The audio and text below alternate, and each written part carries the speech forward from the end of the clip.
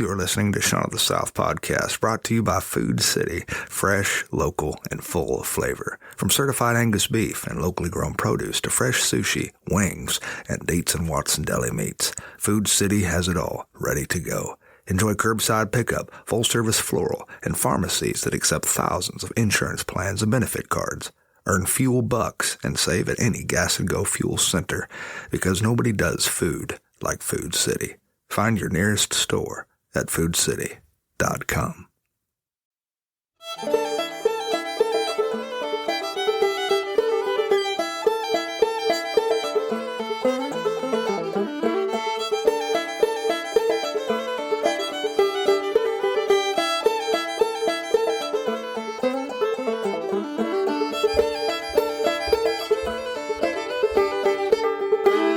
Dear Shaun, I am 10 years old.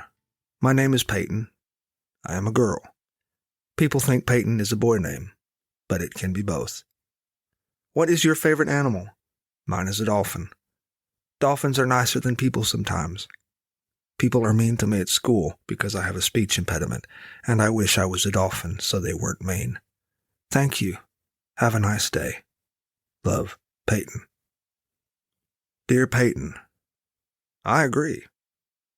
Dolphins are at the top of my list. Somewhere near the top. Namely because they're so smart. And they ought to be. They're older than Methuselah. Literally. Did you know that dolphins first appear in the fossil record about 50 million years ago, only slightly before the birth of your mom and dad? By contrast, humans are in our 300,000th year of existence. Think about that for a second. This means the dolphin brain has had millions of years to improve itself, perfecting its hyper-intelligent design, much longer than we've had. And as a result, dolphin brains are advanced in areas where human brains are not. Areas like sleep. When a dolphin sleeps, half the brain sleeps, allowing the other half to remain alert, monitoring its breathing, regulating heart rate, etc. This is called unihemispheric sleep, a state of consciousness humans can only achieve during long church sermons. Also, dolphins are more advanced in communication than we are. Dolphin language is a significantly complex language built on a system of squeaks, whistles, clicks, and body language. People who research this don't even understand it. We humans cannot begin to understand their language because A, many dolphin communication signals occur at frequencies 10 times higher than our equipment can even detect, and B, our species is still busy trying to remember each of our individualized passwords on the internet. Fact: the average American person has 168 individual usernames and passwords. Some researchers believe that dolphin communication is so advanced that it borders on telepathy. Now, I'm serious about this. Throughout history, there have been numerous documented claims of brain-to-brain communication with dolphins. Sailors have reported communication with dolphins during storms. Drowning victims report being rescued by dolphins who communicated solely by thought during their time of need. There are some dolphin trainers who report friendships with dolphins are so intense that they don't require a language, but it's a kind of mind-to-mind communication. Also, did you know that dolphins give themselves names? That's true. Dolphin names are unique whistling sounds like auditory signatures. And even more interestingly, these names are given to baby dolphins by older dolphins upon their birth, and they stick with them for a lifetime. Sort of like the nickname I developed in 6th grade, which I will not share but is still perpetuated in many circles today. Dolphins also have a huge capacity for love. Dolphins, for example, mate for life.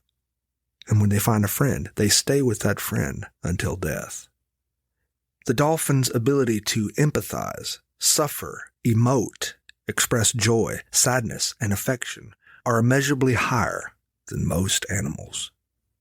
So, I think you're on the right track with dolphins.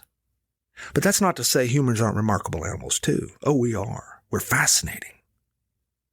For instance, we are the only creatures who have Tupperware parties. We are also the only species who goes to war, killing by the hundreds of thousands. This is likely because we are the only creatures with the ability to hate and with the desire to self-harm. Above all, mankind is the only creature who believes that he alone is the most noble and sacred species on the planet. I wonder where he got that idea. So let's agree to be more like dolphins. What do you say, Peyton?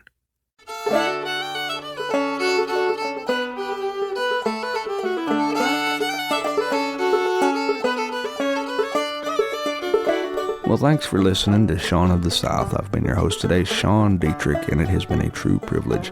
To find out anything more about what I do, you can visit SeanDietrich.com, or for those who are not particularly good spellers, you can visit SeanOfTheSouth.com, and there you can find out all sorts of information that you didn't know you didn't need to know about me. And while you're there, I hope you take the time to drop me a line. Tell me what's important to you.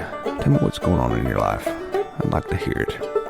And in case anyone hadn't told you today already, I love you. Now go say that to somebody else.